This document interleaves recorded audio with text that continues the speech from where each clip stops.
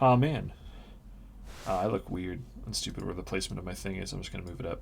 Oh no, I made myself smaller. Everything's falling apart. Great. Anyway, hello and welcome to episode 13,000 to 9,000 BCE of OK Podcasts with Bad People. Yep. Man, I'm really glad you can see the awesome background you have. Yep. It is super awesome. It's a Banksy working film. great. But, oh man. This, move it over a little bit. There we go. I wish this thing kind of, like, caught and knew, like, where center was. Yeah. So just auto-center, but it doesn't because it's a free program for idiots. And I'm an idiot. I mean, if people want to see the front of the movie, they can just look at the one that I drew, so. That's true. But anyway, my stupid joke was that we're all talking. What'd you say, Will? You drew one? Yeah, because I didn't want to spend $25 to buy the movie, so as I sometimes do, and of course we'll not be able to see it We'll because there's never too be much able to brightness. see it. Yeah, I couldn't see it because of the light. There it is. There's a picture of someone.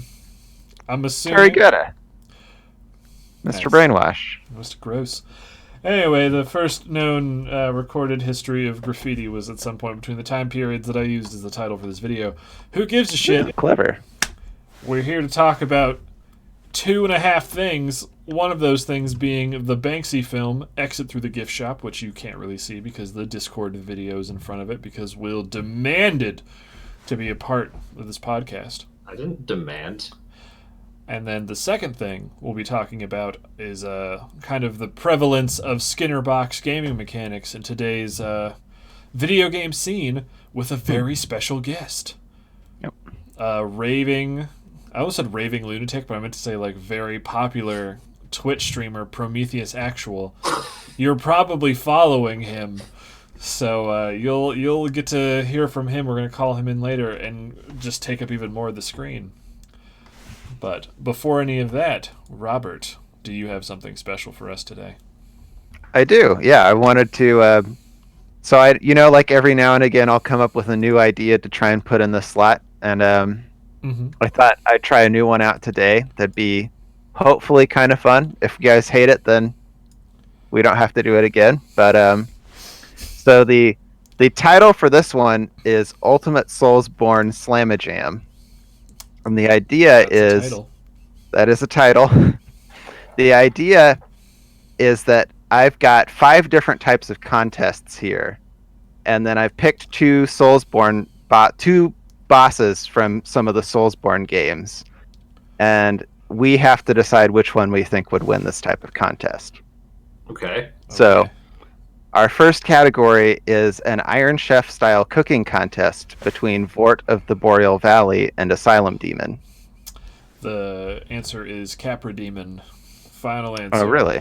Yes. He has 2 giant kitchen knives, obviously. But that wasn't the options. But he would spring through there and win. I mean, I wanted to pick people who felt like they would be evenly matched against one another. So, like, if Capra Demon has such a big advantage, then, like, I would say Vort. You think Vort? Over the Asylum Demon. Well, I think you're wrong, William, and this is why. All right. I've never seen Gordon Ramsay run around in the kitchen on all 4s, so I think that is a sanitation issue. Yep. I also think Asylum Demon would be really good at mashing potatoes. Mm-hmm. But Vort makes way better frozen dishes and cold dishes. Does he? Yes. Like, okay, what does he make? Tell. What is a famous Vort dish that he's made, William? Boreal Valley Sundays, What's in a Boreal Valley Sunday, William? ice cream. He made the ice cream. Yes, he did. How'd he make the ice cream? All right, let's keep going. I mean, just because, like, wouldn't he make the ice cream and then go Don't nuts worry and, like, about it, slam just- through it? Sure. Okay, Robert, who won? I think we're giving it to Asylum Demon. Yes. All right. Contest number 2 is a battle of the bands between Deacons of the Deep and the Abyss Watchers. Oh, that's an easy one. Yep. Okay. Will, who is it? Abyss Watchers. Obviously, yeah. Yeah. They're a big super group. They're basically just like K-pop. There's just so many of them. They travel everywhere, and they are violently self-destructive. So, Yeah. yeah. And then at the There's end, a lot of Deacons, too. all of the blood gets poured into the strongest one, Yeah. just like in K-pop. I do agree. The Abyss Watchers definitely put on a better show. Yeah, I think the newest BTS album was really strong after the lead singer just stole everyone else's blood. Also, Will, why are you in your room when you could just be in my room and then we wouldn't have to have this weird setup? Do you want me to come into your room? Probably. Okay. But give me a second. okay.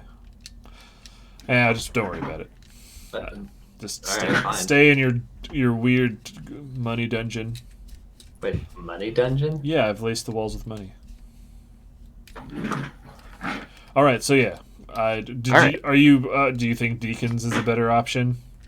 No, I think you're probably right. Nice. Abyss Watchers, at the very least, are putting on a better show. The bigger question is, what genre does each group do, Robert? Yeah.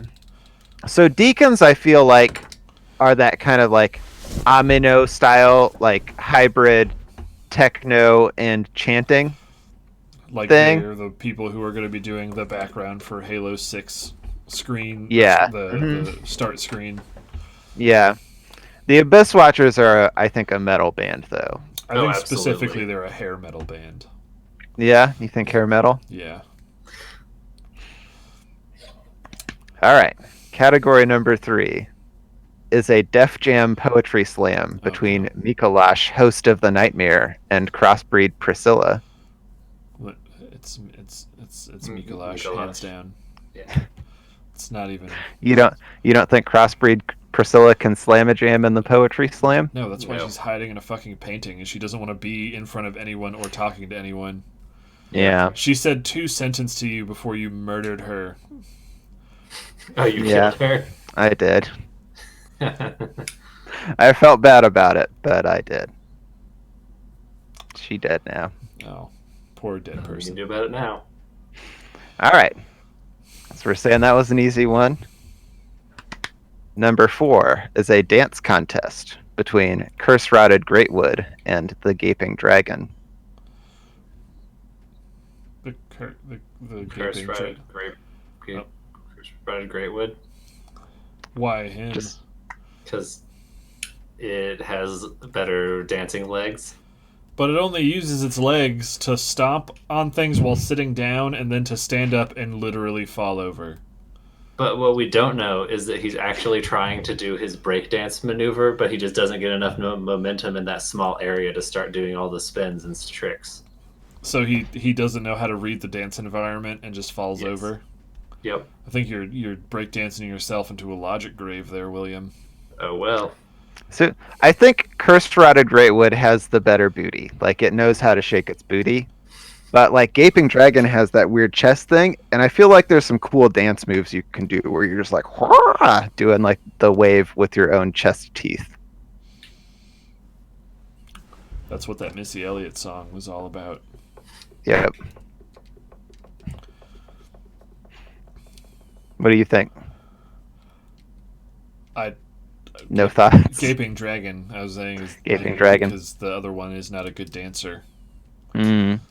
Yeah, he's pretty clumsy. Gaping Dragon. I think we're giving it goes to everywhere. Gaping Dragon. Oh, wait, why? Okay, I don't know. Robert, I feel like this contest design has some flaws in it. That may need to go back to the lab for next time. That's all right. Well, we've got one more if you want to do it, or let's do it. All right. So our last one is a juried painting exhibition between High Lord Wolnir and Great Grey Wolf Sif. I don't what does that mean? Like people are judging it?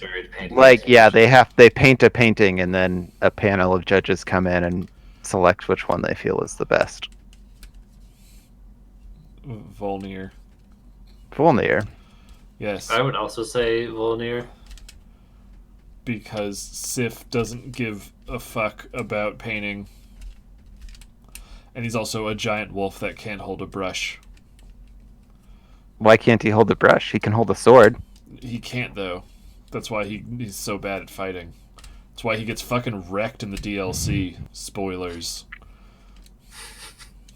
Wait, I thought I killed him already. He's in the DLC too? Or just I've been playing the DLC without realizing it? You'll find out. You'll know when you start the DLC. All right. I don't know. I thought Sif could make some good paintings. But... He could. How is he going to paint? He can only swing his head laterally. Sorry, no, laterally. He's just gonna on the canvas. So he can't even look at the painting he's drawing because he has to look forward. He's gonna be looking. I mean, that's how talented he is. I think the Moonlit Butterfly would be a better choice than Sif because it could spray the canvas with different colored powders. I just feel like Sif has the sadness that's required of a great artist. Why do great artists? But Wolnir has the crippling madness. Yeah. He also grew up in a painting. Is that true? Yes. Well, you're probably right then. Is he from A Painted World? He's from the Painted World of Ariandale. Oh, okay. You learn that on one spell you pick up. What's the spell? Cold Snap. Ah. Is that he's like, fuck all this cold shit, and he walked out of the painting and became a craze lord. Nice. And then I parried him. Alright. Well, that was it. I guess not a winner of a segment, but, you gotta try new things every now and again, and they can't all be I'll say winners. I personally missed when the deep dives were relevant to the topic at hand. But yeah. Well, I mean, it's just I'd like to be able to do that every time. It's just hard sometimes to think of good things, the hardest part for me of the deep dives is figuring out a good topic for a deep dive. I could, which Dark Souls boss would do the best street art? Also Capra Demon. But anyway, I guess from one to another, let's get to talking about this movie. All right. So, Robert, you are the one who picked it, so I will let you be the master of our destinies and inform the public of the three of us who are actually watching ourselves in this weird, self-congratulating bullshit. What is this movie all about? Okay. I actually wrote out a little synopsis this time, so I can just read that if you want. Follow your dreams. You're the greatest Soulsborne boss, Robert. So this movie is sort of about the burgeoning or the burgeoning world of street art, but more specifically, it's about this guy, Terry Guetta. He owned a store where he would buy old or misprinted clothes and then sell them as designer items at a really high markup. And he had this one kind of weird thing, which is that he would take a video camera with him everywhere and was kind of compulsively videotaping everything that was going on. And by random chance, he happened to be the cousin of a player in the street art world by the name of Space Invader. So he starts following around and videotaping Space Invader, and through him gets hooked up with other street artists who he's also following around and, documenting what they're doing. And he's telling all of these people that he is making a documentary as his excuse for why he's following them and videotaping them. But there's actually no documentary. He is just kind of like compulsively compelled to videotape people.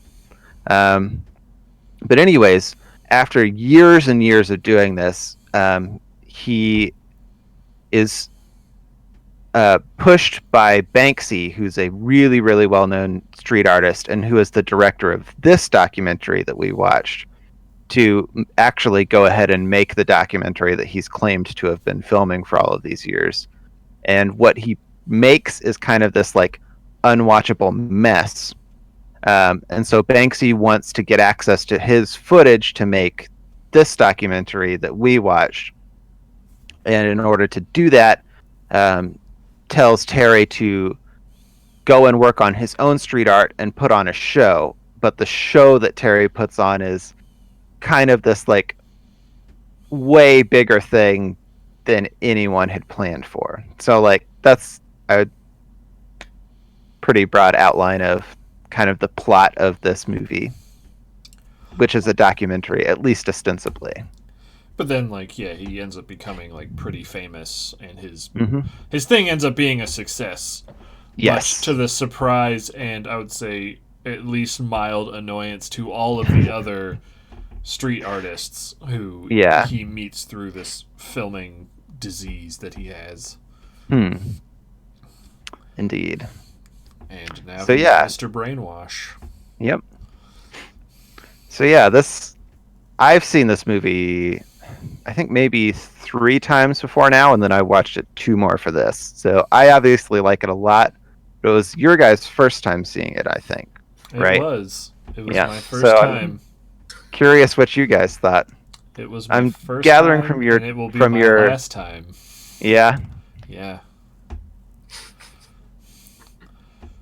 You've Not gathered a it fan. all correct. Yep. Will? Like I liked the movie overall. Because I occasionally like watching documentaries, and I haven't watched one in a long time. So it was also an interesting subject because these are people who work primarily at night out of any kind of public eye at all. Yeah. All you get to see is what the work they leave behind. So getting to see like a behind the scenes thing for them was pretty cool. But then when it started becoming more about Terry, and then eventually Terry becoming an artist and just the stuff that he made, I started disliking him. And then the documentary, and then it would go to like Bansky, and he would put in a few lines, and then I would just be like, "Oh my god, that's almost exactly how I feel about it." Because CJ brought up this line a bunch after we stopped watching it, or once we were done watching it, where he before doing this documentary would encourage people that he met to like make art and to keep working on art, but then now he doesn't do that anymore. Yeah. So Terry destroyed in him the idea to want to inspire other people to make art. Yeah, or at the very least, destroyed in him the notion that everyone should make art. I do think there's a difference between those two statements, but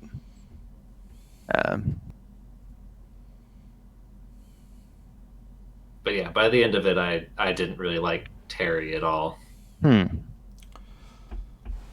Yeah, I don't know. Okay, so I'm excited to talk with you guys about this.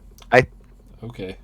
I think it's a really interesting story, and there's a lot of interesting questions that it's asking. But Is it? I'm sorry. I mean, I think so. All right, but- then I will let you be the one to ask them again, I guess. Yeah. But yeah, okay. So I guess we got what Will didn't like. What about you, CJ? I agree that this is it was an interesting film and an interesting subject matter, but I think there is a vast difference between interesting and enjoyable.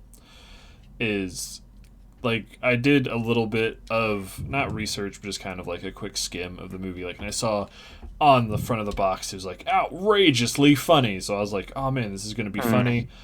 And then, like the start of the movie had me intrigued, where like because Banksy, like the guy who allegedly his face has never been seen, sits down in front of the camera.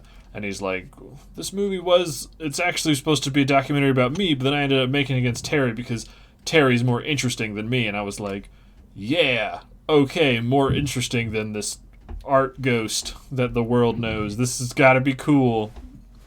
And then it was just really like an hour and 20 minutes of this asshole with a camera.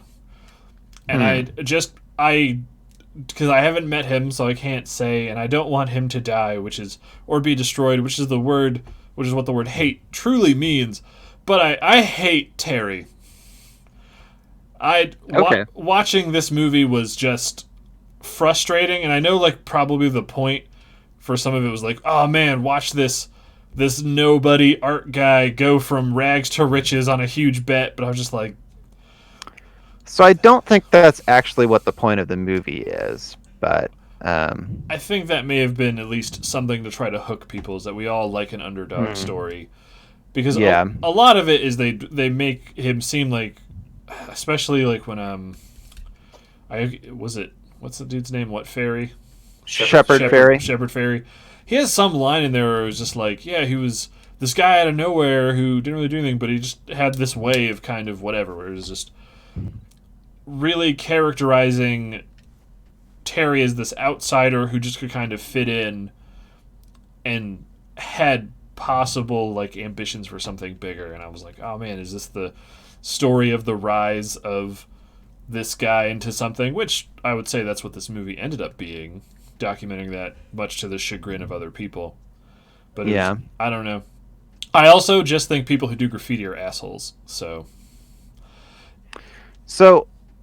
I guess like I would say to me what this movie is about, or at least I think there's a couple of things that it's about, but to me the like primary takeaway of this movie is kind of about the way that we assign value to art and the way that that process can be manipulated. And it's a documentation of a case where you have someone kind of abusing, and I think in the case of Terry, I don't think he was intentionally abusing the like way that the art world works, but he is kind of manipulating or like abusing the way that it's supposed to work. And the result is that he creates this massive body of work that he really didn't make, using a bunch of ideas that are really just barely his. But because of the names that he had access to and the way that he promoted himself, he creates this image that made him look to kind of uninformed people who didn't know anything about him like he was this massive inspired artist. And just sort of by accident, because of the way he makes art, the paintings that he's making suggest that they might have meaning, even though they don't actually. So, like, I think that this movie is a story about that. At least, like, when I talk about it, that's kind of the perspective that I will be arguing from. But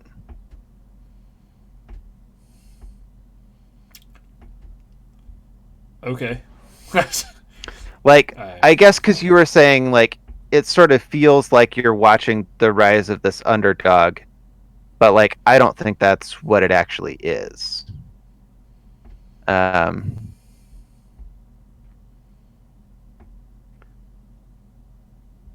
he is sort of an underdog who only gets to where he is because of the people he knows, not because of his own talent and work. Yeah. I don't think this is a wholesome underdog story.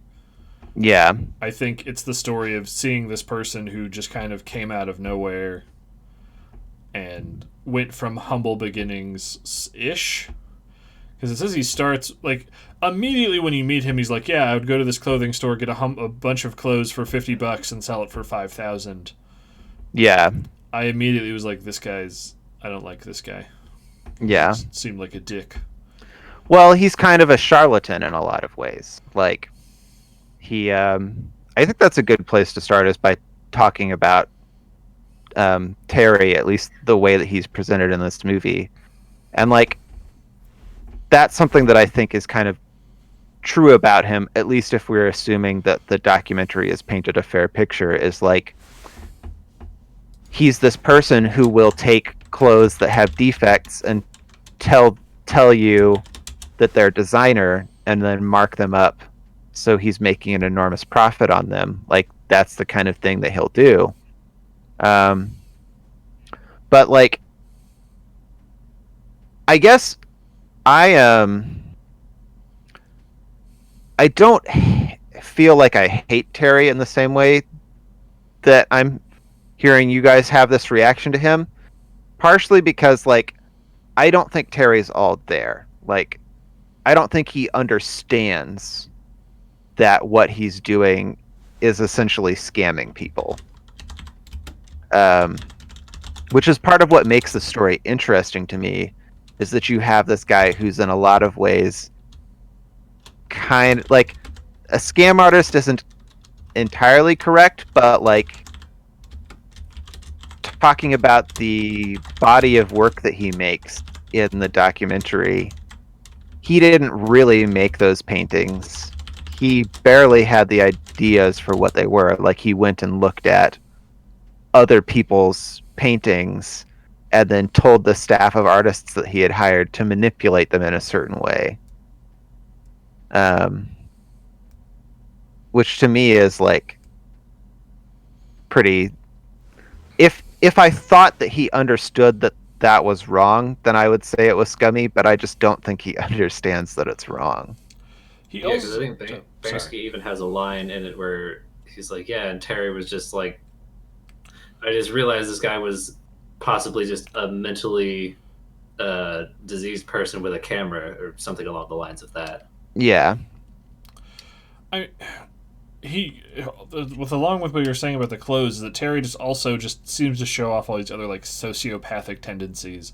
Or one, he's just like, I love the danger of committing these crimes, and he's very like able to just lie to people.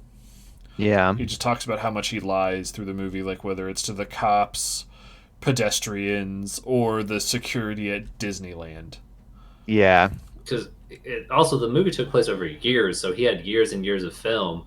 And then it shows like he's like, yeah, I don't even watch the film. I just put it in a box and throw it into a room, and it like shows the room that has hundreds upon hundreds of storage containers containing thousands of hours of film that he's just never even looked at. Yeah, the editors who made this documentary, apparently it was like over 10,000 hours of film that they had to watch just to get the like pieces of film that they used for this. They said the vast majority of it was completely unusable.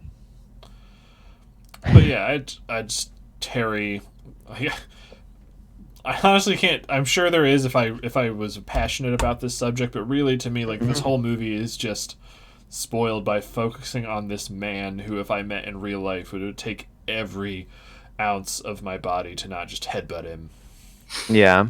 Is like he's just this dick who's almost 60 now, so we can okay boomer him. I guess that's the one solace I have, that if I ever run into Mr. Brainwash, I can look him right in the eye and then push him down the stairs, and that's completely legal. It's sort of funny. I don't know. I just like realized this. In a lot of ways, he feels really similar to me to a character like Michael Scott, where like that's someone who's a dick, but like also doesn't understand that he's being a dick. And I guess I feel that way about Terry. Like in those scenes where you see him lying to the, like that one scene where he's with Space Invader and there's a police officer who's telling him like, you can't put this here. And Terry is saying to him like, no, it's an art. And the police officer's like, yeah, it's graffiti. You can't put it here. And he's just like, no, it's an art. We can put it here. Because I think Terry genuinely doesn't understand the difference, or that he doesn't understand that graffiti and street art are the same thing, like, I think you can argue there's kind of an elevated purpose behind what you would call street art as compared to graffiti, but um, at the same time, like, the police officer is 100% correct from his perspective, and like legally speaking, like Space Invader cannot put that there legally. Um, and he's like not even arresting them. He's just like, dude, don't do that here. you know? Mm-hmm. Like Shepard's reaction to a guy in the film is like, "Hey, I'm a police officer," and like holds up his badge, and he just runs away from him. Yeah. Even though he's like, "I'm not going to arrest you," Yeah. because he's clearly not doing something he should be doing. Mm-hmm. I think that's just like what this movie was. I just never was on board because this is a subculture that I just detest. So I was just like, this movie is going to have to work so hard to win me over to be like, man, someone who does this is a cool person. And then it was just like the biggest bumblefuck in the history of people crossing the Atlantic to make terrible decisions in my country. And I just... That sounded really jingoist. I apologize. But anyway, actually, you know what? I don't apologize. Fuck you, Terry, whatever your last name is. I hope you watch this. If you're that one guy who watches our podcasts, you can go fuck yourself. Okay. Wow. Yeah. Damn. Don't worry, he's gonna make his own podcast, name drop the Star Trek podcast and that one that says Moose Knuck all the time that you quote, and then people are gonna watch his by the millions, and then he'll be famous, and it won't even matter that I told him that he can 100% go fuck himself. Mm-hmm. Oh man. Do you guys want to talk about Pokeballs? Anyway, sorry. Well, I didn't really think. Well, it didn't show a lot of Bansky's art. Why do you keep saying Bansky? Sorry, Banksy. It's like the third time you said it. I'm just like, what's happening? The first time I ever read his name, I read it as Bansky, and like, yeah, I never fixed it because no one told me to fix it. Bansky does sound like a cool last name, though. Yeah, Banksy though. Like most of the art that his show, like with the telephone booth, I thought that was not like super intrusive to just people's daily lives or to property or whatever. It looked like they destroyed a police or whatever the telephone box that was on the street, though. Well, yeah, they could have bought an old one, but it looked like they took it from the location. It's when the first time they showed it, they were just in a shop cutting it up. Yeah, so we don't know where the origins of it are from. It could be either. I was pretty sure when it shows him cutting it for the first time, it's an outside shot, and that's why. And then they cart it away, but that might just be me not understanding because I was too busy thinking about how hard Terry could fuck himself. But like the one time where things get like super real at Disneyland, like that was like, damn, that's kind of scary. But then I remember, oh yeah, Disney's a scary company when you mess with their stuff. Yeah, I did find it a really funny juxtaposition in that scene, though, where like Banksy's talking about how Terry is being interrogated, and he's like, "And yeah, I was writing Pirates of Caribbean at the time." Like, I don't know why that just made me laugh, but yeah, I don't know. I thought the funniest part of the whole thing is just when Terry is just like, "Is Mickey Mouse going to be here?" That's how French people sound to me, and I was just like. Just hearing, I imagine working as the Disney ticket giver and just hearing someone in a very thick French accent just ask me that, I'd just be like, yes, it's Disneyland. Yeah. He's trapped here forever due to the blood magic. Ruin Star Wars. And so did J.J. Abrams, Robert's favorite director. Ugh, I hate J.J. Abrams so much. There's the real hate. I hate Terry as much as you hate J.J. Abrams. That's a lot. Yeah. If J.J. Abrams ever made this movie about Terry, I would self-immolate. Off of the lens flares alone. That's pretty intense. Yes. But going back to your original point, Robert, about how the documentary is about people assigning value to art, like the section they had where it was talking about the street artists, like their works going to like auction houses and being sold for like $500,000 or like tens of thousands of dollars. And then it shows this lady walking through her house being like, yeah, there's this famous guy's picture and this one and this one and that one. And then there's like 5 of them in a closet. I don't even hang them up. It's like you spent so much money on all this stuff, but it's just paper in a closet. Yeah. So like why would you pay that much to do that?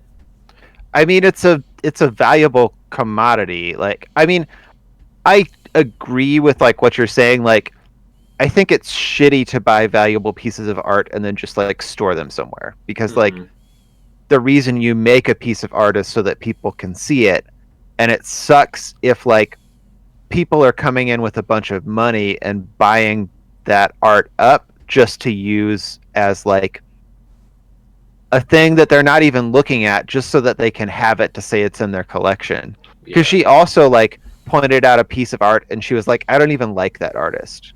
And it's like, but like that piece of art has to be worth at least like a couple $1,000s, and you're like, I don't even like it. So, and as she was saying that, the picture that was on the wall next to her just looked like something like a 3rd grader could do. It was like a stick-armed snowman, and like some other. I think that may have been her kids. Like that was like children's art. That was so clearly garbage that I'm pretty sure that was made by human children, or Terry. Yeah. Fuck. Well, I mean, Terry doesn't really ever make any of his own art, does he? No, he just says he has the idea and then he tells other people to make it. This movie was so intensely frustrating, Robert, that I'm kind of mad at you for I'm sorry. suggesting it not only once but multiple times. I mean, I really like this movie. I don't know. I'm sorry. I'm sorry. You don't have to apologize for liking. Yes, you do. You're legally wrong. And that's why this podcast is good, because now you guys can argue about what you do and don't like. I mean, it's not arguing. You're just pointing out things. It would be why something is why. Learn how to argue, William. I don't know how to argue at all. Yeah. I mean, I guess, like, if what you want out of this movie is to, like, learn about interesting and likable people, that's not what's going to happen here, because that's not what it's about. So, like, I can get that. How do you know what it's about, Robert? It's art. It can be interpreted any way you want. Well, that's true. Get slam-jammed. To a certain extent. I mean, you can interpret art any way you want, but I think you can also, like... I think art has an intended, or at least good art has an intended meaning most of the time, and you can argue about what that intended meaning is supposed to be. And also, like, art can have unintended meanings that can be read into it. And, you know, like, I think there's some of both of that in this movie. But I just didn't really feel like I learned anything watching this movie that is that is like maybe like above the level of trivia. Really, there was nothing new added to my life by watching this movie. I know that the art scene is fucked and whatever. So this to me honestly was just a waste of 80 minutes of my life watching it. I'm not trying to joke here. Like, I was going, I really want this movie to be over. I have other shit I need to do. And the only time since then that has happened to me was when we watched Little Panda Fighter. And at least in Little Panda Fighter, my brain also was waiting for like something to be so bad that it was like unbelievably hilarious. Yeah. But this movie was just terrible. It's not terrible. It was a well-made movie. I just didn't enjoy watching it. Do you mean it was terrible? All right, bye, Will. I'm gonna hang up on you now. Goodbye. Bye. Oh, how do I hang up on just Will? No. Okay. I mean, so like maybe it's a case where part of it is just that, like, having spent a fair amount of time dealing with the art world, it's more interesting to me. And so like seeing some of the nuances and seeing this like specific case of like Terry and how his show came to be and how so many people got, I would argue, duped into spending a lot of money on his work is like an interesting story to me in a way that if you're saying all I need to know about the art world is that it's fucked, then like knowing a specific way in which it's fucked doesn't do that much for you. Yeah, it was just, I don't know. It was, I've all like, clearly, because if you look at my body, I'm not a skateboarder, but I was into skateboarding culture a lot, and this sort of was one of those things that kind of came hand in hand. And I've also played Mark Echo's Contents Under Pressure, Stepping Up to the Streets 2, Electric Boogaloo, which we will one day stream on this channel. But it was, I don't know, it just, there was nothing for me in this movie, whether it be educational or entertainment-wise. I was just, I was hoping that I'd get to learn more about Banksy, to be honest. But yeah, I mean, I guess he doesn't want to tell too much about himself. That's one of the things that I find like kind of weird about this movie, and that makes me kind of have questions about how real some of it is. Like, I do think it's real, but I also still have questions. Is that like knowing that it's directed by Banksy, and yet a fair amount of the movie's narration is devoted to mythologizing Banksy in some ways. So it's like, here's this movie presumably written, but at the very least directed by Banksy, in which the narrator is telling me like Banksy is this mysterious artist who no one knows anything about. And I'm kind of like, well, someone does, and that's the person who made this movie, but thanks, person who made this movie, for telling me that no one knows about you. That is very true. Like, I also would have liked to see more outsider perspective. Like, everyone who's in this movie is basically a street artist. Yeah. Like, I would have liked to hear, like, maybe some politicians or something talk about, like, man, street art's is a menace, or maybe it would be cool if we had an area where people could come and just do this sort of stuff instead of having to resort to just fucking standing at the side of a railroad track, just lazily spraying the side of a train that passes by because you're an asshole. Yeah. Like Terry. I mean, like, I would say that's a like pretty shitty piece of street art, but I do think you see in this movie also some street art that I think is really kind of like beautiful in a lot of ways, or at the very least is like cool or interesting to look at. For sure.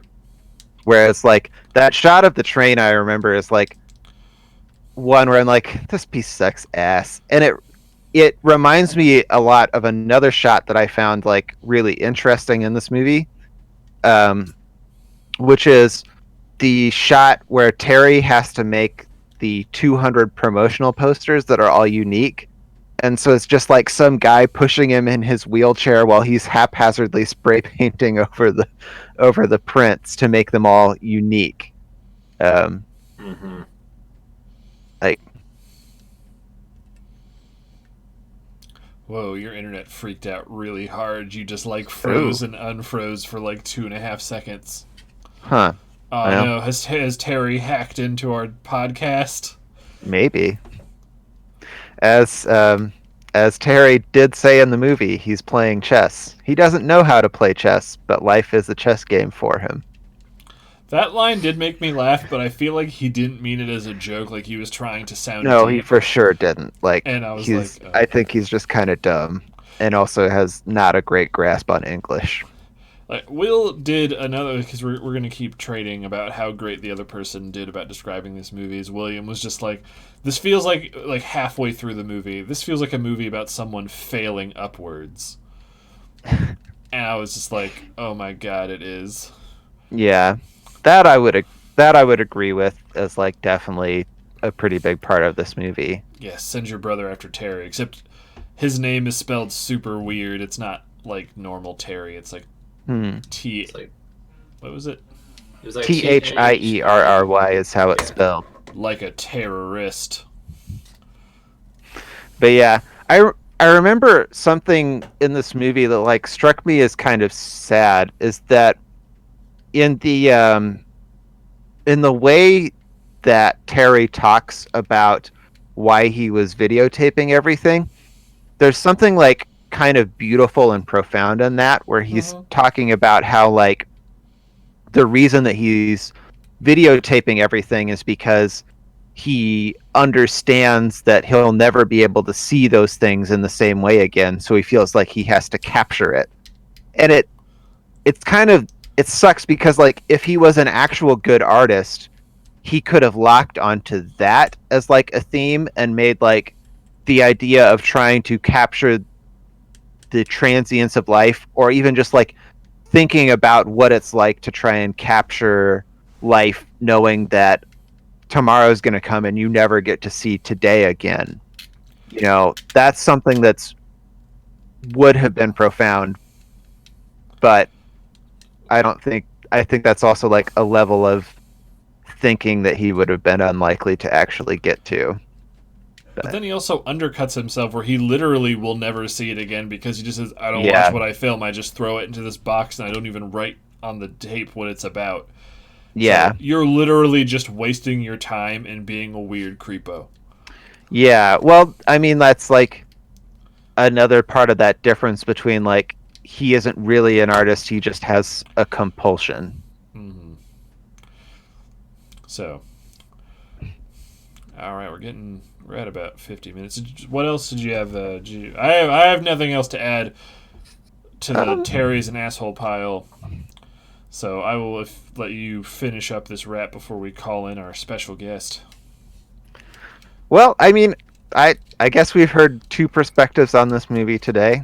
I think there's definitely reasons to watch or not to watch this movie, but I would say if you are interested in the art world, or if you would be interested in seeing the story of someone kind of unintentionally scamming a lot of people into buying meaningless art, then it's a movie that I personally like a lot.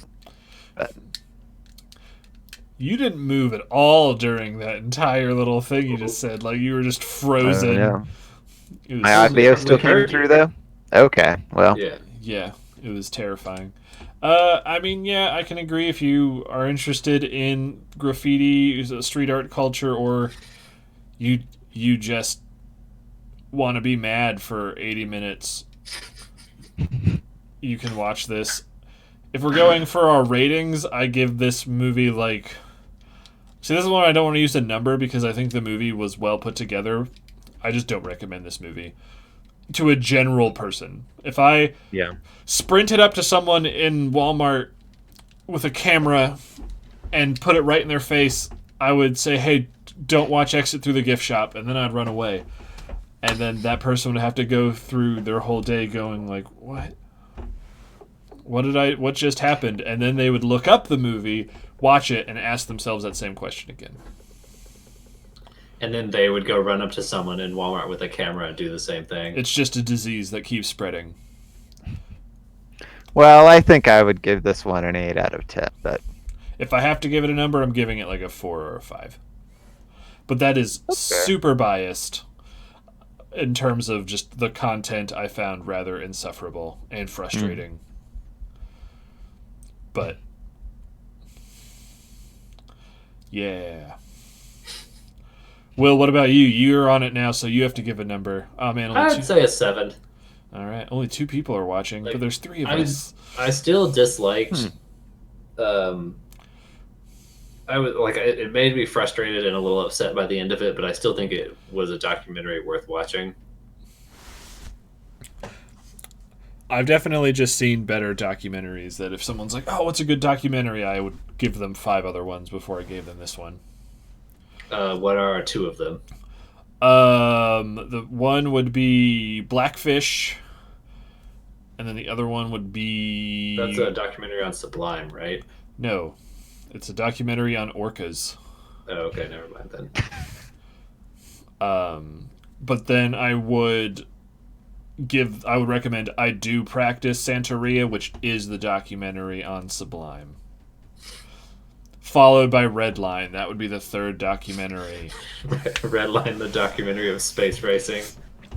One thing that this movie did make me think about is because Mr. Perp just said too, you should do a documentary. I would love to do a documentary on something. I remember when I was graduating college, I was talking with friends from like the journalism department. We were thinking about doing a documentary on the porn industry, and we'd gotten all this stuff set up. But then 2 of them moved away. 1 died, and the other one was me. So nothing happened. I ended up here with you guys talking about how much Terry's an asshole and can totally go fuck himself. So that. But all right, we will. Nothing else to say about the movie, gentlemen? Ready to move on to part 2.5, I guess. Sure. All right. Yeah. Well, I Bring will in our surprise guests. I will run a quick ad, and we will get our homeboy. Boop. All right. Let's see how this works. Is he ready to go? I don't know. I told him I was calling him.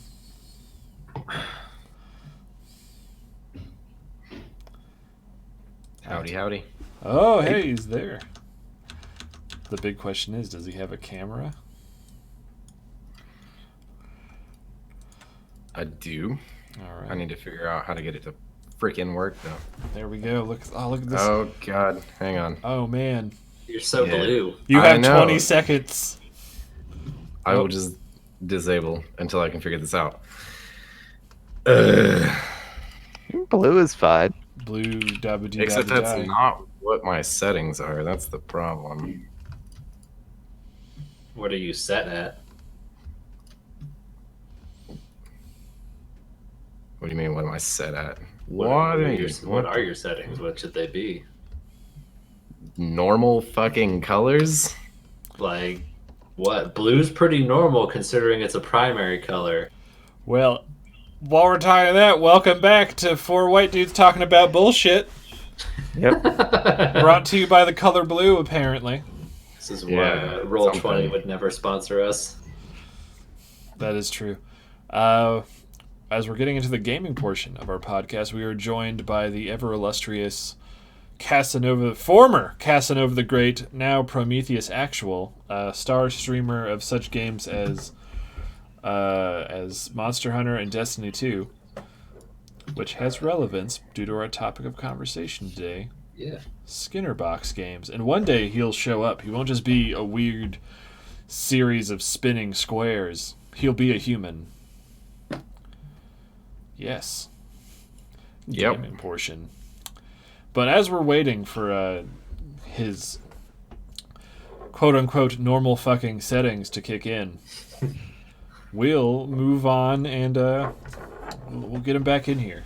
But his beautiful voice will keep us company, isn't that right, Prometheus? Or do you just want us to call you Kyle? What do you want to go by? There we go. There's a Fucking human. fixed it.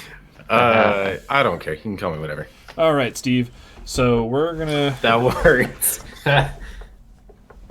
talk about Skinner box games, which, as all of us who've been playing games since we were probably like 10 or earlier, we're very much exposed to the new trends in gaming because we're all tastemakers here. Yep. We're all gaming boomers. Something like that. I like how half of the Discord are you babyface people and the other half are cool people and CJ with facial hair.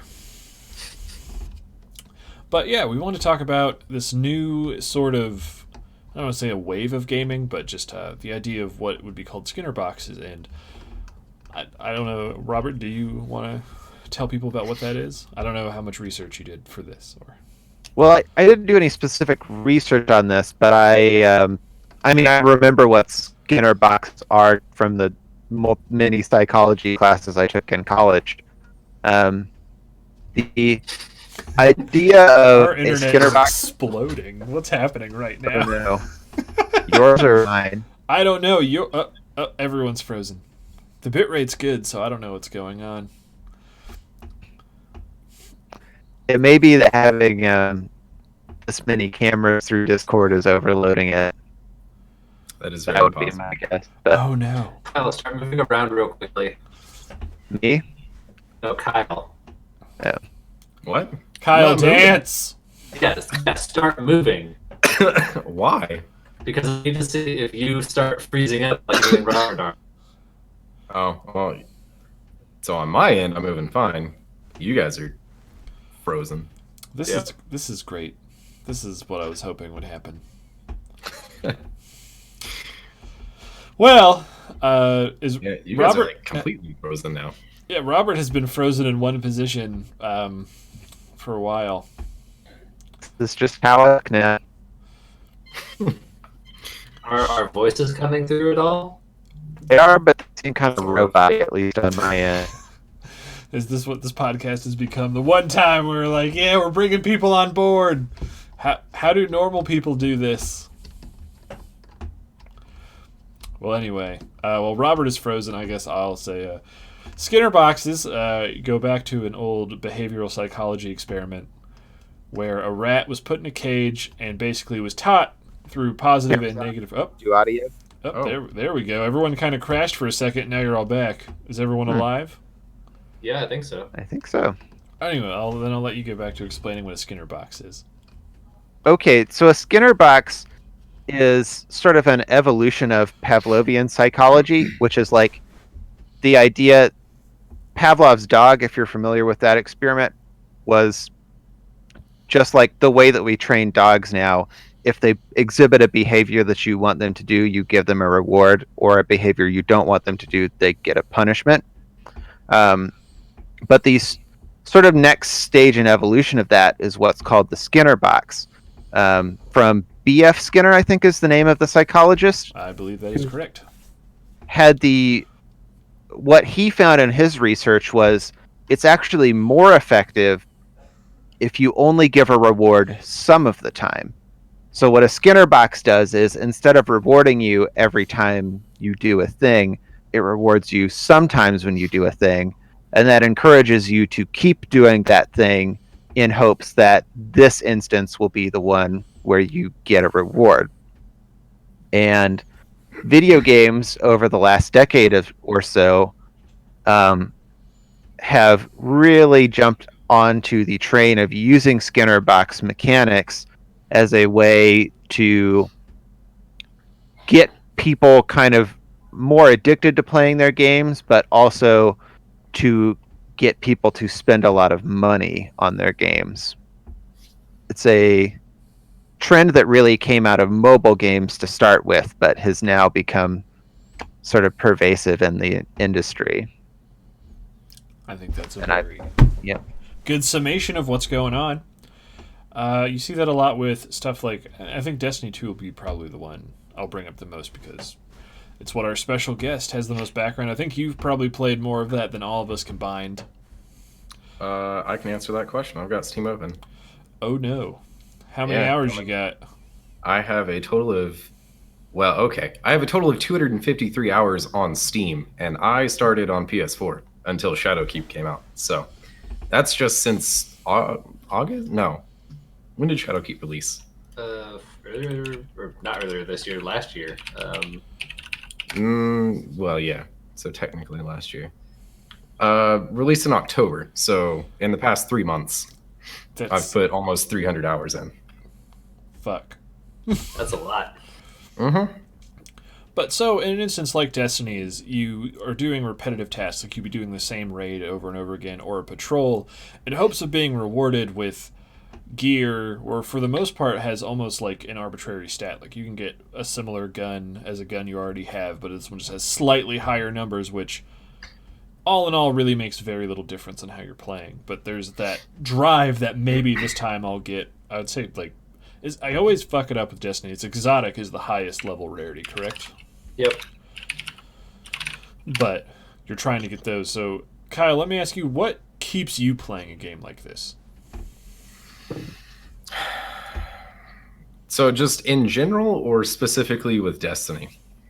Well, let's start with Destiny, and then we'll scope out. So that's really a tough question because depending on the content that's available at that time, specifically with Destiny 2, they've started doing things in seasons, and kind of changing the content that's available in each season, there's been a few that I just completely quit playing, whether it was because I didn't like what was available or because I had nobody to play with because all of my friends quit playing it.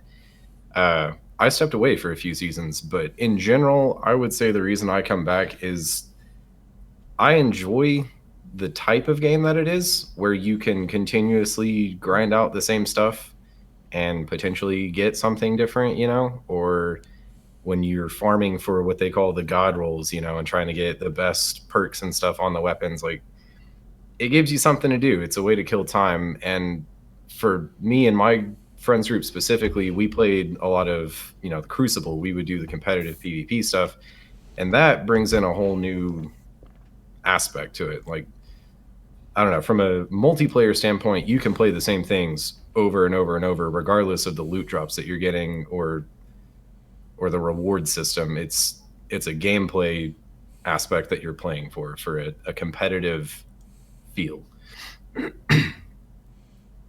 All right. But okay, let's zoom it back. Like, because you also on your channel you advertise that you play Monster Hunter World, which a lot of people also consider a Skinner box game.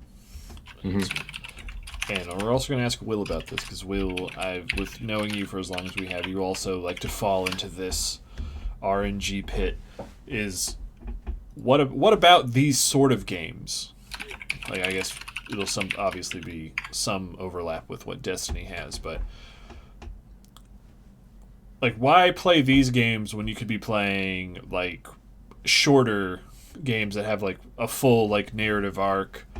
Like, you play it, you pick it up, you play for 6 hours, you've seen everything, you're done. Because it's not like there aren't games that are available. Yeah, I think part of it is sometimes because the amount of time, like you said, play for 6 hours. Sometimes you don't have 6 hours. You only have, let's say, like 20 minutes, and then you need to leave the house to go run an errand. You could be like, oh, there's 20 minutes. That's enough time to do a patrol in Destiny, or that's enough time to go hunt one not Elder Dragon monster from Monster Hunter. So I guess part of it is that the activities are short enough that you're constantly doing new activities, so you never feel like you've been doing something for a very long time. So even if you're playing something that is a very well-driven narrative thing, you could feel like you're playing it for much longer than it is because it is just a continuous sequence of events telling a story or something, rather than getting to do a hunt or a kill quest in Destiny that only takes a few minutes, and then you can do it again or not do it again and get a reward or better gear than you have. All right. We're just going to keep going counterclockwise. We're going over to Robert. Robert, you've admitted on the podcast that you have, like, I think I'm using the word predilection correctly, is that you seem to gravitate towards games that have like a heavy grind focus because you have an almost inhuman tolerance for monotony and tedium. Yeah. So. I mean, so like, I think some of it for me is I actually really love games that you can play while you're watching like Netflix or YouTube videos or something. And I found like Skinner box games are kind of perfect for that. Because what you're doing of just completing the same gameplay loop over and over and over again requires barely any of your focus, at least with like the types of Skinner box games that I tend to be most attracted to. So like with the phone games that I used to play, or like one, like right now I'm doing a lot of shiny hunting on Pokemon, which is like literally there's nothing but a Skinner box in that. Like, I'm just riding a bicycle in a circle to make eggs hatch and hoping that one of them is the shiny one, That like, is one of the most insane sounding sentences I've ever heard you say in real life. Yeah. Because I know you've done this in previous games where you've tried to like complete the national decks or find certain shinies to play in competitive. Which Pokemon game in particular have you done this the most in, and then which Pokemon did you do this the most with? Like, what to do you mean get with? a specific type of Pokemon. Oh, So definitely Sword and Shield is the one I've done it the most in. Mhm. Like, it has mechanics that make it easier than it ever was before, which is nice. I mean, it still takes a lot of time, but it's just like, like today when I rewatched Exit Through the Gift Shop for the second, like, I was paying it full attention the first time I watched, but wanted to rewatch one more time to just like take some notes and stuff. Mhm. So like, you just play Pokemon while you're doing that. The Pokemon that I spent, the like specific one I spent the most time on, is also from Sword and Shield, because I wanted a Litwick with the hidden ability, which means that 50% of the time when you breed a Pokemon, if you're using a different one that has the hidden ability, then the child has a 50% chance of having the hidden ability. Okay. So I had 3 shiny Litwicks, and it was the third one that had the hidden ability. So like, that's a lot of shiny How many farming. hours do you think you spent doing that? Or how many Litwicks do you think you hatched to get that? I mean, I got really lucky with like the second and third ones coming pretty fast, but I would guess overall maybe 700 to 800 Litwicks. Like, it was a lot. Damn. Yeah. All right. Well, All those soul-eating candles you released into the world. Yep. I now have a question I'd like to ask each of you. It's the same question. Okay. They're not personalized questions. I don't put that much effort into this podcast. But there is a lot of talk. I think there's kind of a common consensus now, but as gaming has kind of matured and become more mainstream, there's been this argument of whether or not games can be art. Like, people such as Robert Ebert was like, no, and he can go. Him and Terry can do the same thing to each other that they want. And if that's a callback to the previous part of this podcast when I told Terry he can go fuck himself. But the question I want to ask each of you, and I'd like to start with Kyle, because Kyle hasn't a chance to talk, and his beautiful voice is a gift to all of us, is, do you think Skinner Box games can be art? Yes. Okay. Have you experienced any of them? So I don't know. I would say that video games, as a whole, are an art form. I mean, especially if you start looking at.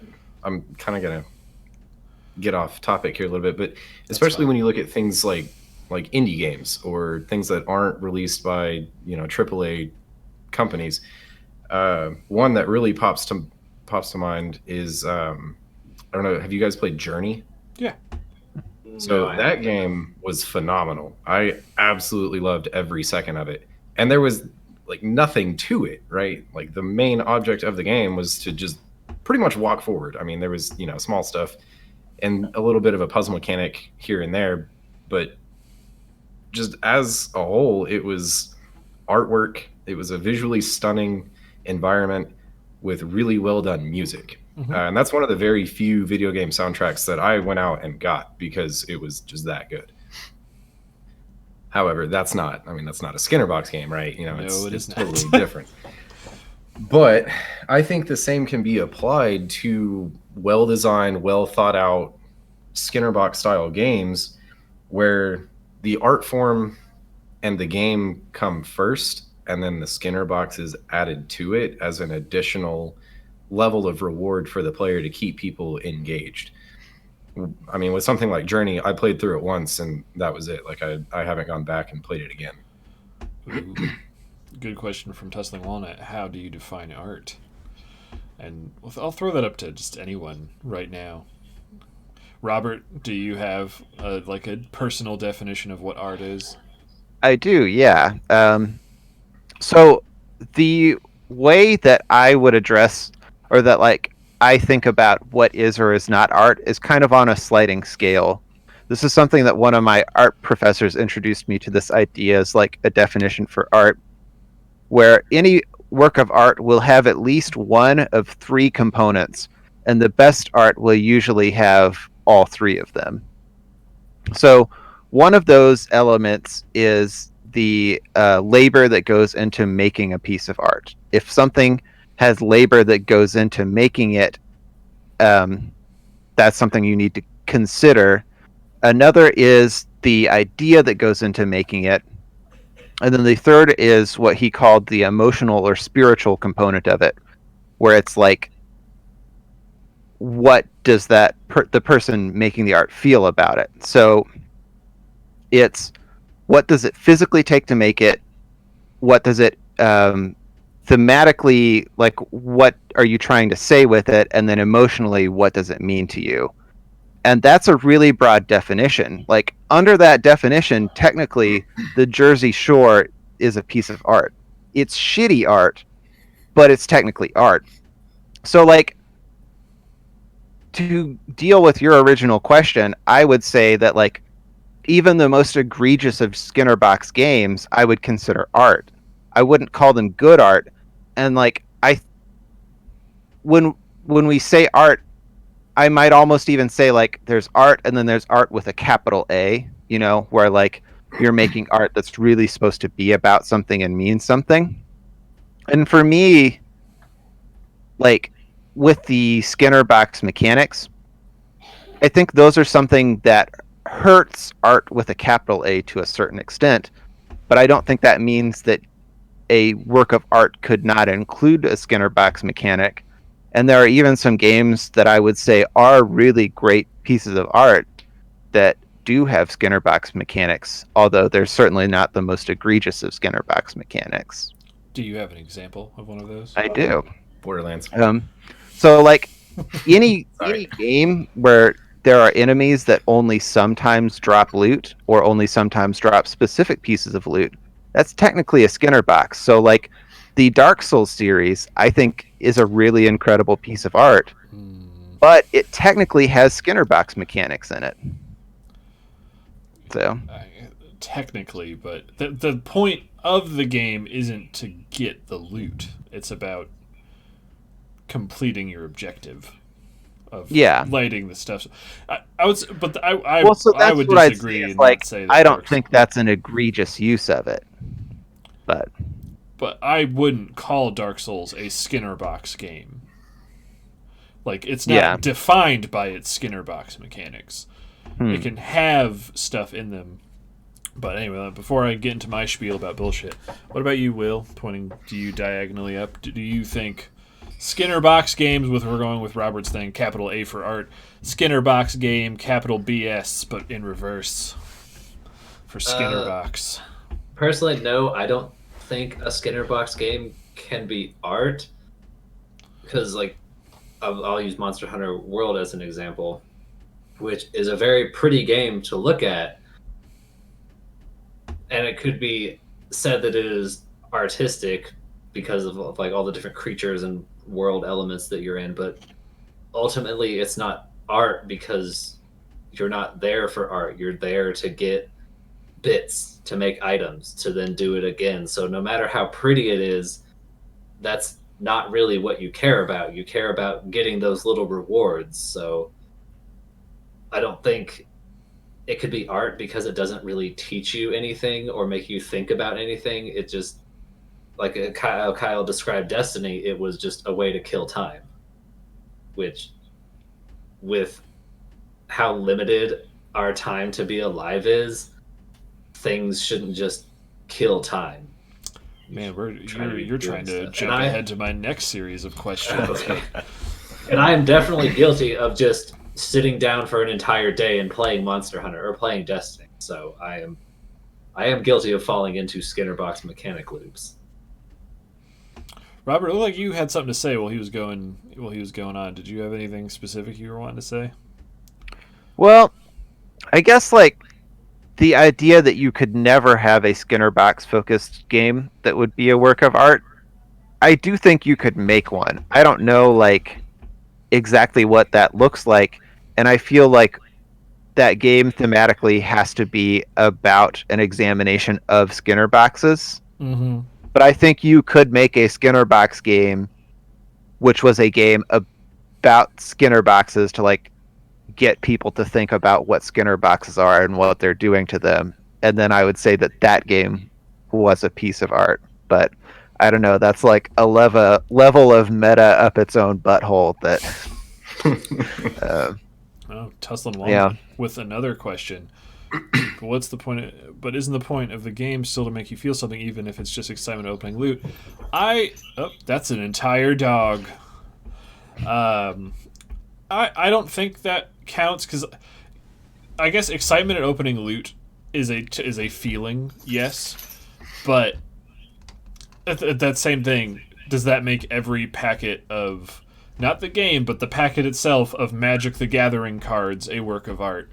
Because it's just triggering this sort of instinctual, almost manipulative feeling. It wasn't like a built-up, earned feeling of anything. It's, oh man, I could get this thing, and it's just completely random.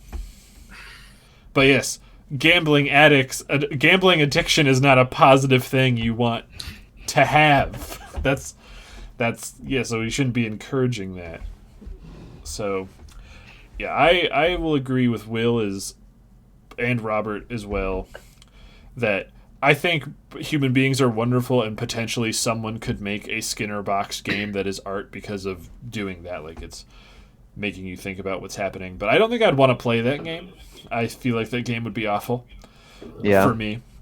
But no, I think for me, for a game to be art, all parts of it have to come together in a way that support the whole. And if a game was trying to be artsy in some way, and then even, as Kyle suggested, just had Skinner box mechanics added to it after the fact, I think having them added after the fact would then take away from the artistic message, because it's part of what would be an intended experience, and it's just repetitive grinding. But that's just my thing. I am not a fan of Skinner box games. Well, so I have a comment and/or question, however Excellent. you want to look at it. Specifically for Monster Hunter and the way Will described it, does that still apply for somebody who plays the game and completely ignores the Skinner box style mechanics? Because it is possible to play through the entire main story quest line and never really re-hunt monsters and grind out for better gear and better parts for better equipment. So if you're purely playing it for the gameplay and the storytelling that they try to do with it, would you still say it's not art? Because I feel like that person, which is not me, by the way, I feel like they would disagree. They would say that it is art at that point, because they've completely ignored the Skinner box mechanics. Well, I think it's actually interesting you brought that up specifically. Is I think it would be interesting to see, and I think this could be something you could stream that would be interesting, is I don't know if it's possible to play through the whole game without re-hunting monsters. Well, okay, so you would probably have to re-hunt some stuff, because, yes, some of the quest lines will force you to re-hunt the same thing, but it's not for the sake of farming. It has a new story part tied to it, right? Well, that's what I'm saying. I didn't mean to be like, because there's obviously multiple missions that'll be like, fight this Rathalos, and this one's like, fight this Rathalos and Tobi-Kadachi or something. Right. But I don't think unless you are doing a gimmick run of the game where you're like, this is going to be Dark Souls levels of fucking hard, because they've been very open about this with all their games, is they're sort of built that you do have to go back and play them, because you need to, like, if you do the one run for Great Jagras, you're not going to get enough metal to make armor and weapons that are strong enough to then kill the Elder Dragons. True. So I would say, do you think you could do that, is play through the whole game without ever grinding for anything? Definitely not. So especially with mission timers, you would eventually just run into that wall of time limits. But So, that's Could do enough But I damage feel like to by kill the them. time you get to the point where you're hitting mission timers, like, you've probably acquired enough stuff to go up a few tiers in the weapon trees, right? Like, you will never, unless you are insanely lucky, you're not going to have the gems and stuff to craft the highest tier, but you'll still be able to progress up the basic weapon tiers a decent ways, I would say. yeah, that's what I'm saying. I don't know if you're wrong about it. I just would be actually very interested to see someone do that. Well, and I don't know that I'm right. It was just a hypothetical. But well, and I mean, sorry, like, Robert, go ahead.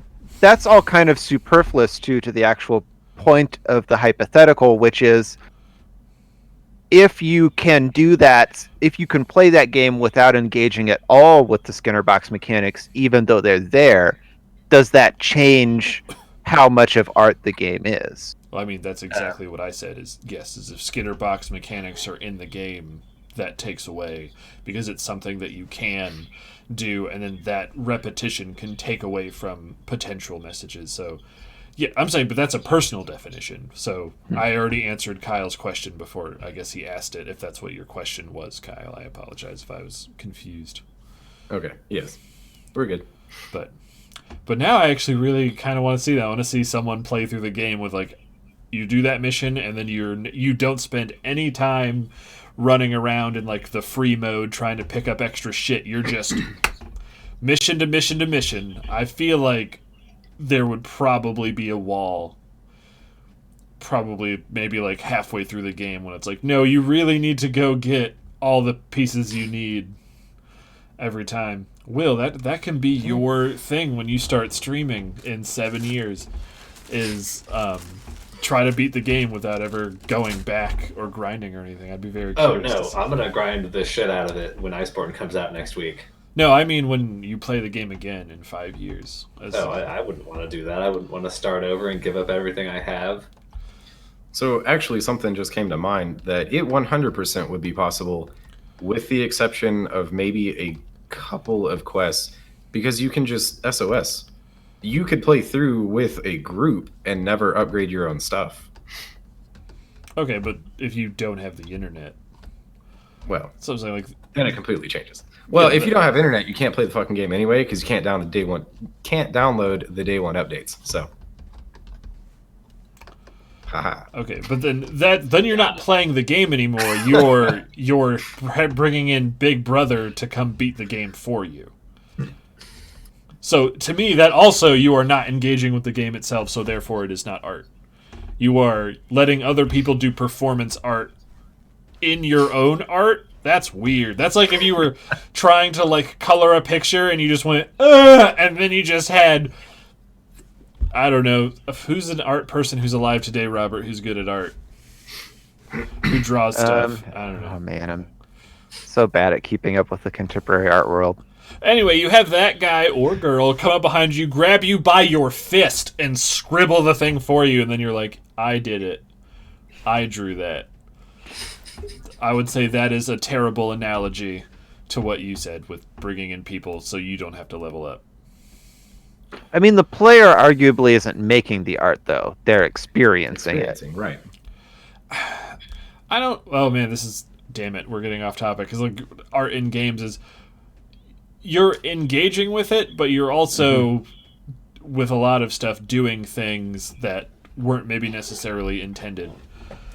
So you are making your own unique piece of art. People who do stunts videos in GTA, for example. GTA wasn't designed so you did sweet car-based kickflips over the Empire State Building. People did it, and then that's how they did stuff. But the next question I want to ask you guys is what Will was touching on before, is that as humans, until the device is finished, we have a limited amount of time to be alive. Is with these games that you could, like Last of Us or even Red Dead Redemption, which is a massive game, but has a very strong, well-directed narrative experience. Why do you guys spend time? Well, I think I already know what Robert's answer might be. But playing these games where you're basically repeating these same tasks when you could be experiencing something new. Kyle. Well, so specifically, let's talk Destiny 2 here because that's the one I spent the most time on. Because I'm sort of a completionist. Okay. And so with Destiny 2, they have the triumphs and seals to collect. And so I spent a lot of time trying to grind out the challenges to complete those because why not? It gives me something to do. And it is a game that I enjoy spending time in. I like the fantasy world and universe that it has created. I enjoy being a part of it. For the most part, I like the community that's behind it. And I mean, that's where my friends are. That's where we're all spending our time. And it gives us something to do together. That's a very good answer. Will, what about you? Since you have admitted you are, not that you do it, but that you are guilty, therefore implying that this is a bad thing, that you are guilty of living inside Skinner boxes for days, hours, months, years at a time. You know and have yelled at me for playing hundreds of hours of Monster Hunter World. Instead of drawing! Yep. For me, did you just throw something at my wall? I threw a towel, the most aggressive thing I could think of. For me, and I'm going to use Monster Hunter World as my example, it's about Kyle also said this a little bit, it's about the collection. It's about being like, here's all the stuff you can get, you just have to do basically the same thing over and over and over to get it. And for me, it's like, all right, I'm going to go beat up this monster to then get the bits to go beat up this monster to then collect the one piece I need for this build to go help people beat up this monster to get the one weapon I need to help beat up this monster over here. So somewhere there is a Microsoft Excel sheet just crying right now because of your words. Yep. But towards the end of the vanilla game's content, I definitely did get a little bored with it. Like, I didn't enjoy playing the Cool of Terath raid a whole bunch just for weapons that were just shiny versions of the metal weapons. I'm just laughing because you, even though you said that, you played the shit out of that mission. I played it less than a dozen times. So visually, those weapons didn't add much, but some of them had some pretty insane stat rolls. Yeah, they did, but specifically the Ice Charge Blade, which I never got, and I'm still mad about it. Yeah, the Kajar one. Yeah, because it was insane. Kiar, that's how you say it? Yeah, it's Kiar. Yeah. What about you, Robert? Yeah. What pulls you into Skinner's box of magical treats some of the times? I think that's a difficult question that I could try and make excuses for in a lot of ways. But the reality is, I think it's just compulsion. Hey, I think cut with Robert.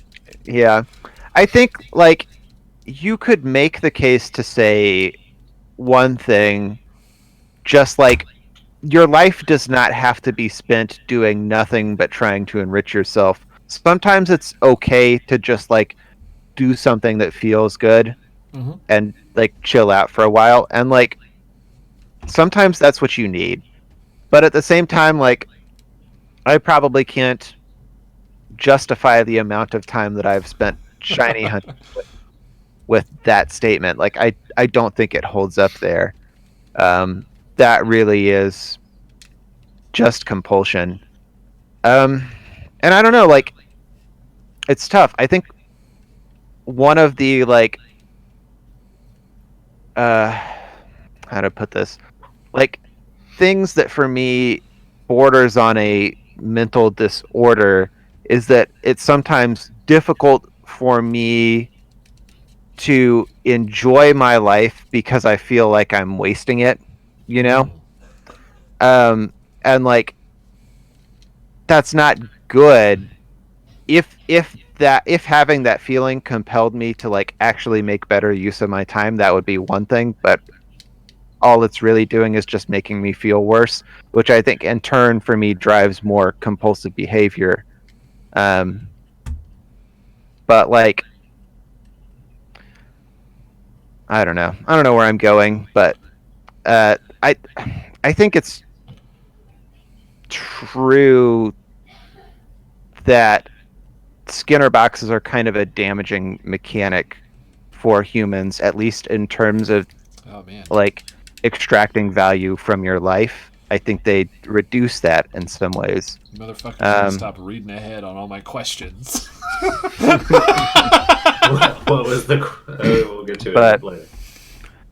But like, I don't know that I'd want to say that they should be banned or made illegal either.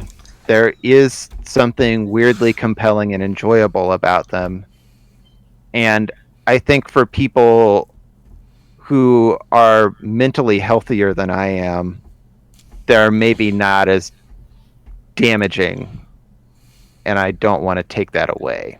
But I agree, but also some of these games are marketed more towards children who don't necessarily have that ability to be like, okay, I'm playing too many video games. I need to put this down for like a week or whatever and focus on school or whatever they're working on as kids. Yeah. But I mean, there's a lot of things that children shouldn't be exposed to, but I don't think that means that they need to be deleted entirely from society. Except for Terry. And then also, as adults, it can be difficult to not just fall into these easy loops of rewards. Like if you've had a bad day at work or you're just not feeling great, you just lay in bed and play a game. Just take some time off. Just relax. Well, and like, there's part of the difficult question is that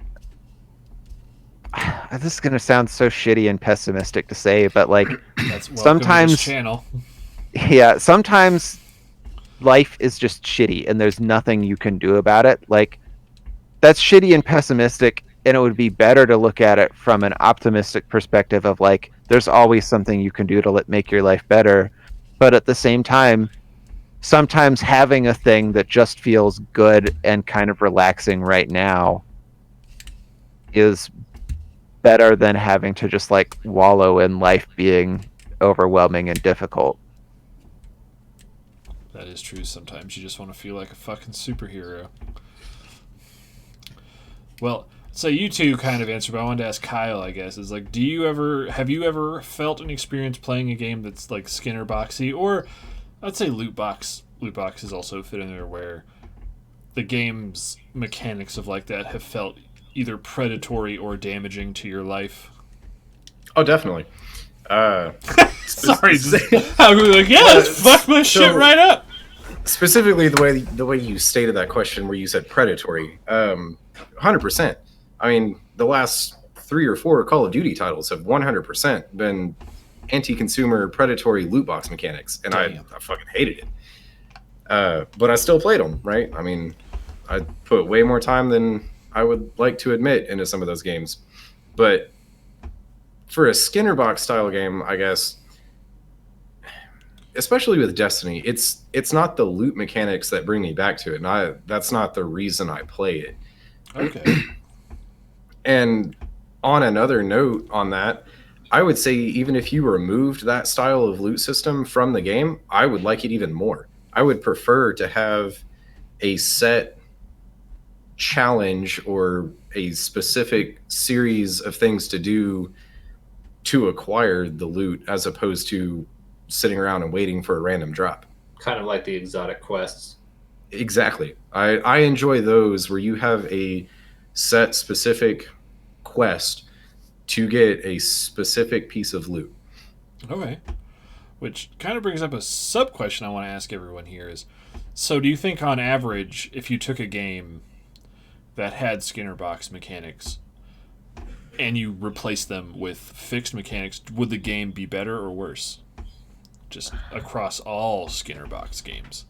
Is the Skinner box detrimental to most games that it's in? That's to anyone who wants to I think it depends on the game. Okay. And how it was originally developed. If it was built as a game first and then had the loot system added behind the premise of the game, I think you could remove it and it'd be perfectly fine. If you built a game around the randomized loot mechanics, I think if you take that away, you alienate the majority of your player base.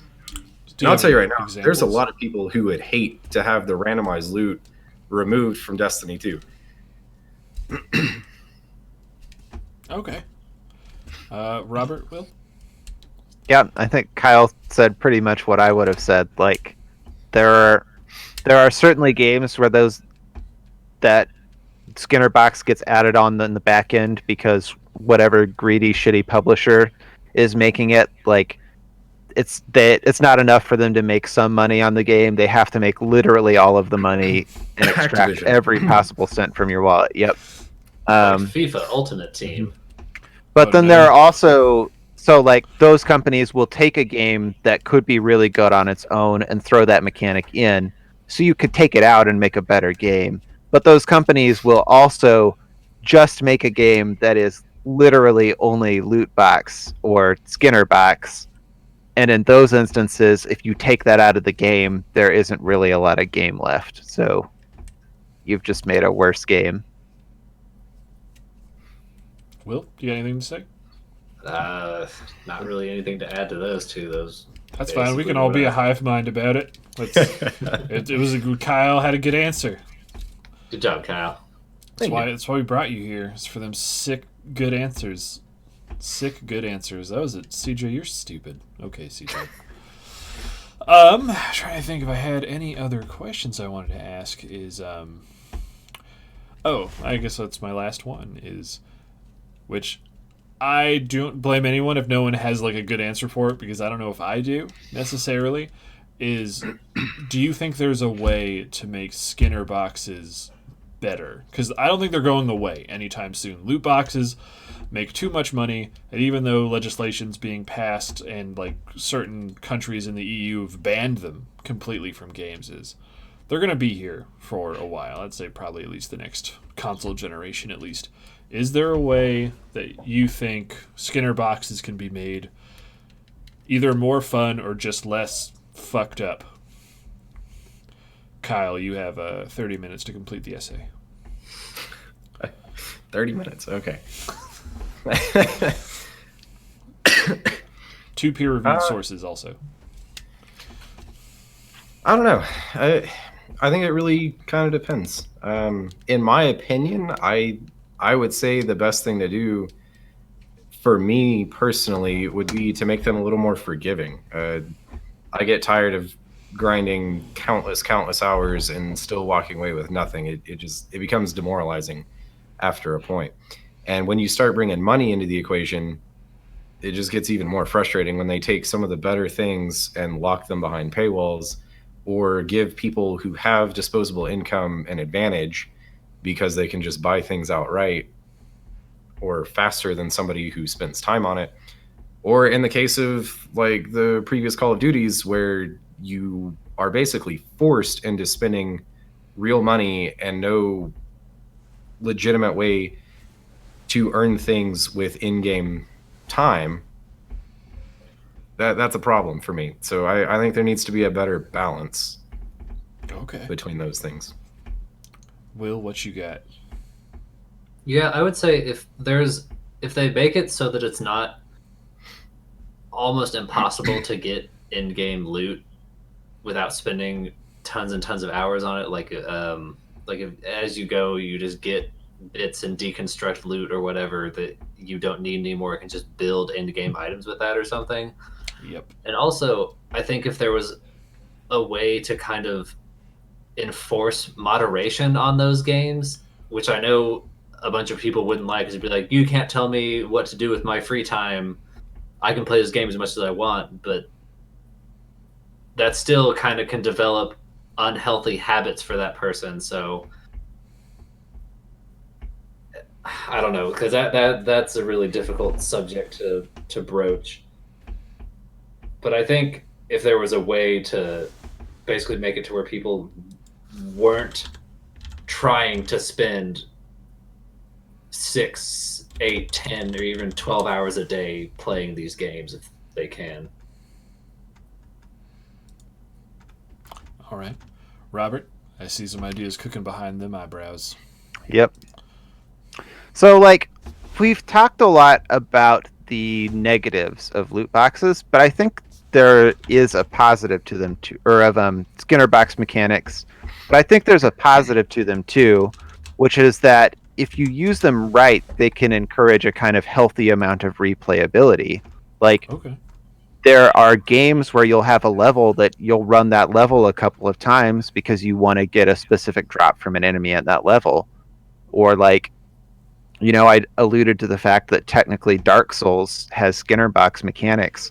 Or maybe a better example would be Bloodstained Ritual of the Night. Like, every single enemy in that game has multiple different drops that they can give, and some are super rare and worth farming for. But like, because the Bloodstained producers don't have any kind of microtransaction element baked into the game, the loot drop rates are way more forgiving than what you see in the live service model of games that comes to mind when you think about a Skinner box game. So, like, I think part of the reason that Skinner boxes are so egregious and terrible and frustrating and bad right now is because of the money incentive that companies have to make them that way, so that you will say, fuck it, I'll just give you some money to get the thing that I want. And I think if you could take that incentive out of it, there are ways to use Skinner boxes that genuinely make a game more fun to play. Like like Skinner boxes are playing with your psychology, but it can be fun to have your psychology played with, I guess. Like it's fun when that piece of loot that you've been grinding for finally drops, you know? Mm-hmm. And like, yeah, that's just because you're getting a little hit of dopamine, but that's what being a human is. Like, you know, that's how biochemistry works. So like, I don't think I would want to get rid of Skinner boxes. I just would want to live in a place where they're not being abused in the way that they are now. And I do think that they can be used in a way that makes games that are more fun. Yeah. All right. These are all good answers. I guess if I'm going to throw my 2 cents in really quickly, is if Skinner boxes themselves have to stay, I would, like with what Will said, I think the way to fix them, it's kind of a mix of both of what you and Kyle said, is the idea of forgiveness and crafting. Is games like Hearthstone have like the dust that you get if you already have a card, is just make it so that you get way more dust so you can build those items you want a lot faster, so you're not wasting your time. But honestly, I would actually really like to see Skinner boxes gone. And I would rather see them replaced by, like, the game I was thinking about while you guys were talking, don't worry, I was listening, was Overwatch. There is, aside from the idea I think people will lie to themselves and say, is like, I want to play it so I can get better, is you're playing it to get those loot boxes. That's the whole point, to me. And I will fight anyone who disagrees with me. You gotta take this hard. I'm trying this new character that's like the Fox News of video game podcasts. I'm getting really aggressive. Like, if I could find a loot box that tells Terry to go fuck himself, I would open that loot box every day. But what I would like to see a system implemented instead of something like how Overwatch gives you a loot box where you get a skin or an emote for a character you never use, is maybe instead of saving up to earn the ability to open a loot box, is maybe you get essentially the equivalent of digital Chuck E. Cheese tickets, and then you use those tickets to just buy the thing you want. So it's just like, all the commons cost whatever, and then of course if games publishers and developers, more publishers, have their way, they can just be like, sure, we'll do that, but we'll just make everything cost literally a child's arm in black market money to get that sick legendary Pharah skin. But in the ideal world, it would be like, yeah, you play like 30 matches, you have 30 tickets, you can buy that honest skin you've been waiting for, instead of waiting for that roll or just getting enough money.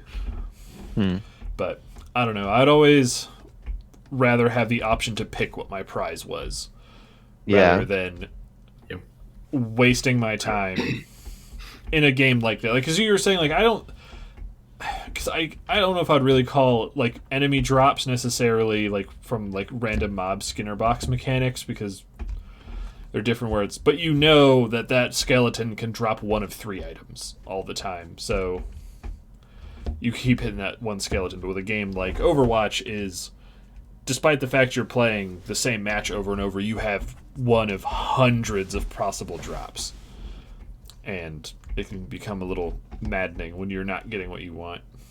Yeah. And there's really nothing you can do to increase that drop rate of the thing you want.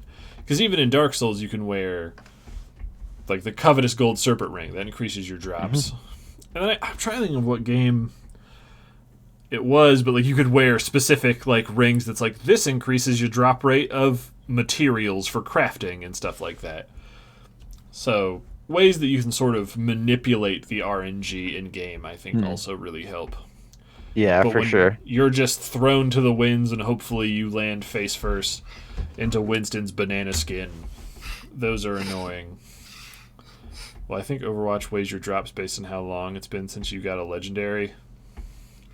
I think it does now. It didn't used to. I doubt that's what it was when it started because there's not that much money. But even then, still, it's You could have like one of like 100 legendary skins you could get. it won't be the one thing you want. Like, I don't give a fuck about anyone who isn't McCree because Matt Mercer is beautiful, and I want to be his friend. And when we finally start playing Pathfinder, also since we're all here, D&D. no, yes, oh, we all ready for Prep Day Saturday, guys? I am. Yeah, so I had a question least on that. Oh, yeah. Based on the text messages that went out, do we need to do any base prep work on our characters, or do we just need to come with a blank character sheet and only have like race and class defined? If that's what I you want to mean- do, we can do that. Yeah. Have an idea of what you want to be, and we'll roll from there. I'm assuming. I sent out those text messages assuming no one was going to be prepared for Saturday. All right, well, I was needing to know, like, I don't need to do any stat rolls or anything prior to We're not that going to prep, do right? stat Like, rolls for this thing anyway. We're going to use a different system for picking your stats. Okay, I will leave that completely blank then. Yep, we'll get it all talked together. Yeah, we're going to do. We're just that's what the next big thing from GGWBP will be is DDWBP. We're going to play some Dungeons and Dragons with the beautiful Kyle, the beautiful Will, the beautiful Robert, and the me.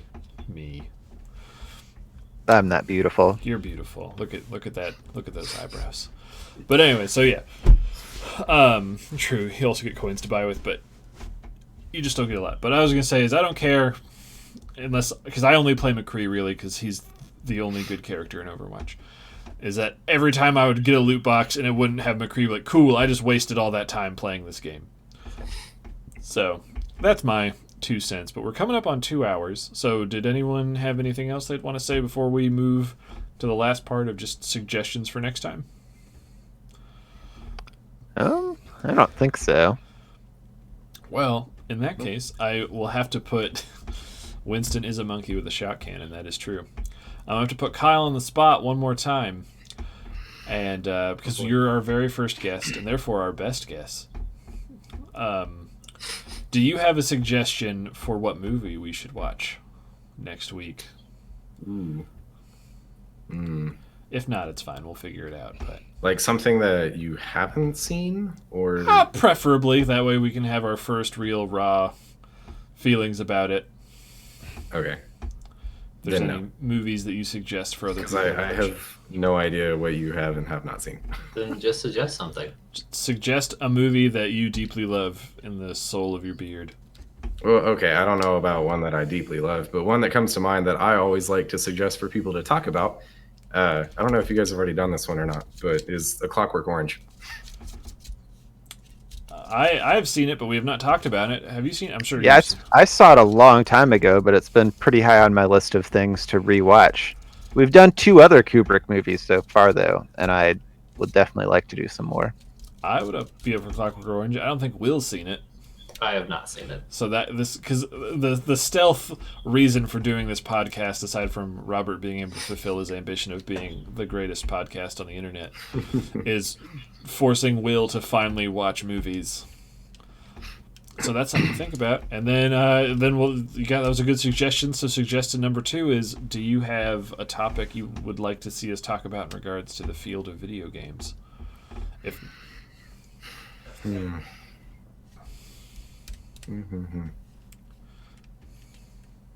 And if not, I'm sure Robert's sitting on a few good ones. Now he looks confused. Oh, I'm sorry, Robert. Probably not. I can't think of anything that would really spark any deep or lengthy conversations. That's fine. Robert, did you have any? No, I only had movie suggestions written down this week. What movie suggestions did you have? We can also hear from yours. Well, we can save it for another week because I'm excited to watch A Clockwork Orange. Rad. But one of my favorite movie reviewers did as like top movies of this decade, and one that he was talking about that sounded really cool that I have not seen is Drive. That is a weird movie. But yeah, that'd be one to watch. Okay, Will, Well, do you down the have a road. suggestion for game stuff? Not off the top of my head. Okay. What about Tussling Walnut? Tussle Nuts, you got anything? Or do I have to keep carrying this podcast on my back forever? Do it. Carry it. You will be our Atlas. I have lumbago. I mean, have you guys done anything about like the streaming scene or potentially the emergence of esports in the US and the way that's evolving? No. It sounds more like a news story rather than like a discussion topic. But we don't really know how much gas the tank of this podcast really has. So if we run out of video game stuff, we'll just end up talking about movies, I guess, forever. But yeah, we'll figure it out. No pressure about what to do for that. But I will figure something out, and I'll put it on Twitter if we can come up with something later. Yeah. Yeah, my like one idea had been if the segment at the top worked well, we could do like a bigger version of that, but I don't think the segment at the top worked well, so. Well, I think your segment of Dark Souls things would work well if we made it a little more freeform and we just came up with topics to ask each other, and then you can pick from whatever boss. Yeah. I mean, like, who do you think Well, I mean, like, boss it would be also doesn't have to be specifically like Dark Souls characters. I just thought that was like a good way to limit it for myself. All right. Because like when I originally was working on that idea, it was kind of broader, where there were things like who wins in a chess match between Patrick Starr and Charlie from Always Sunny in Philadelphia. Patrick. Well, how about this one is just a sort of teaser thing is what video game boss would you be most willing to work for? Slash, which one do you think would be the best to work for? In the context of like you are in that world working for that character. Yes. Okay, that's a good one, actually. I like that. Is it, okay, like, Uh-oh. is it cheating, though, I guess I'm just trying to establish the rules of this.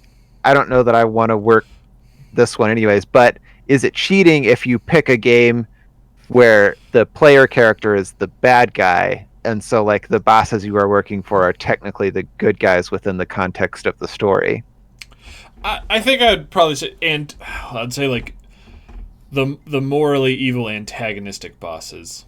But we can have we can also say like within the setting, or like say we could get really weird with it and say like what video game boss would you say would make the best like manager at a Kinko's?